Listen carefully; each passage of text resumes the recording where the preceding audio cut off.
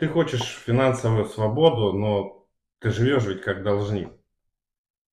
Ты каждый месяц отдаешь деньги банку. У тебя есть кредитка, у тебя есть рассрочки, у тебя есть долги. Это разве свобода? Разве это свобода, когда ты отдаешь деньги? Когда ты работаешь на деньги, а не деньги работают на тебя. Когда у тебя iPhone в кредит, и ты вынужден каждый месяц за него платить. Свобода это ведь когда действительно твои деньги работают на тебя, а не наоборот.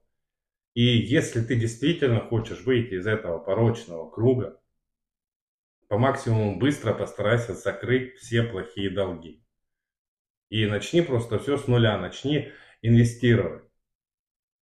Создай подушку безопасности.